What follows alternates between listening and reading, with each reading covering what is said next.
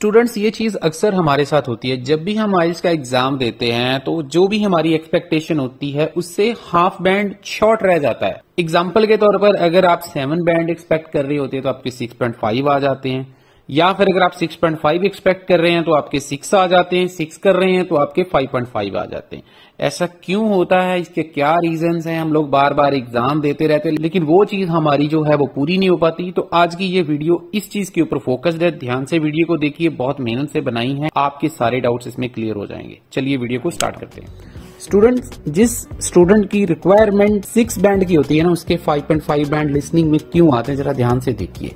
सबसे पहली मिस्टेक होती है इंस्ट्रक्शंस की। इंस्ट्रक्शंस में क्या लिखा होता है?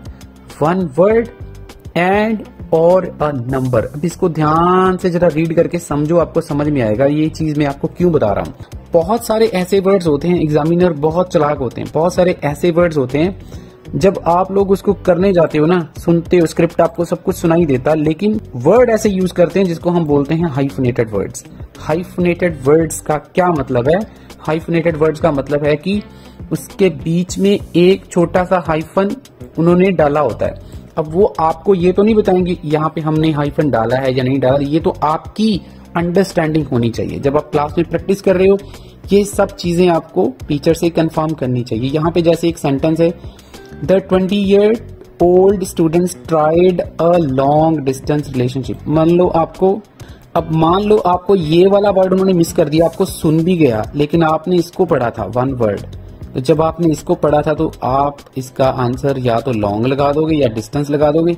लॉन्ग डिस्टेंस नहीं लगाओगे, लेकिन इसका आंसर लॉन्ग डिस्टेंस ही आएगा, चाहे उन्होंने ऊपर 1 वर्ड लिखा है। हाइफन की वजह से आपका आंसर गलत हो सकता है।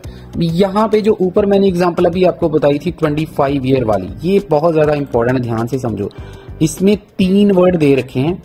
25 ईयर वाली को ध्यान से समझो, इसमें 3 वर्ड दे रखे हैं। 20 ईयर ओल्ड वाला जो है, ये जो एग्जाम्पल है ये बहुत ज्यादा इंपॉर्टेंट है। इसमें 3 वर्ड दे रखे हैं, लेकिन ये 3 वर्ड होने के बावजूद भी ये एक ही वर्ड है। ठीक है जी। तो जब आपको एग्जाम में ऐसी लिसनिंग आएगी जिसमें 3 वर्ड, उन्होंने ऊपर 1 वर्ड बोला था पर यहाँ पे उसने 3 वर्ड बोल दिए, तो आप स्टूडेंट बहुत बड़ी मिस्टेक करने वाले हो।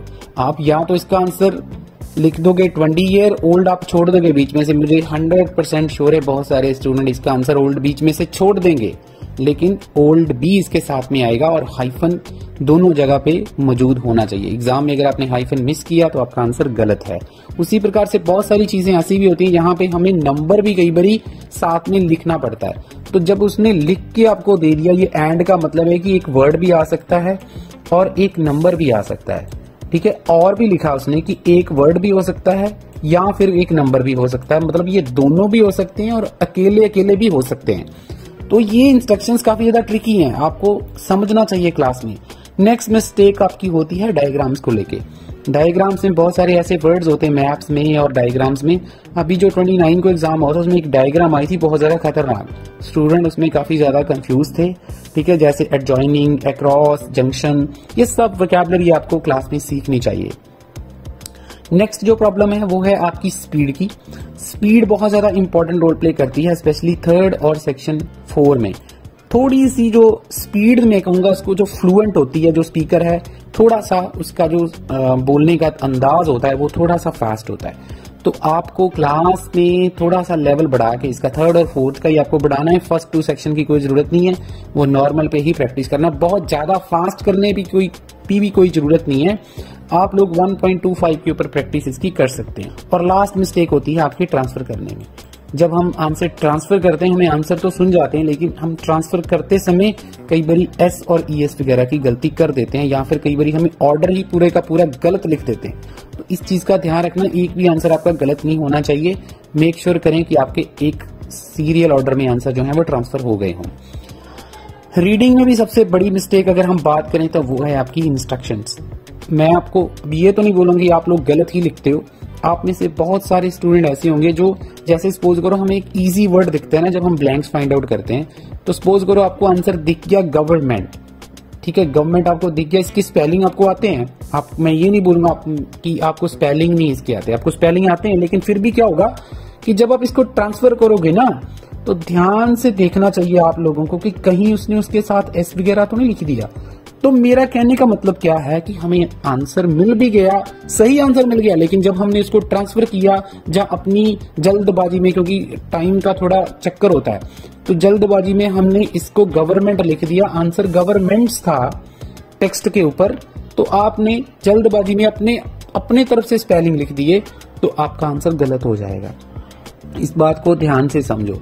मेरा कहने का मतलब क्या है, इससे आपको क्या सीखने को मिल रहा है कि आपको चाहे स्पेलिंग आते भी हैं, लेकिन फिर भी आपने यहां से स्पेलिंग अपनी तरफ से कुछ भी नहीं लिखना है, सारे के सारे स्पेलिंग आपने रीडिंग टेक्स्ट से ही लिखने हैं, वो भी देखकर, कि आपका कुछ भी गलत ना।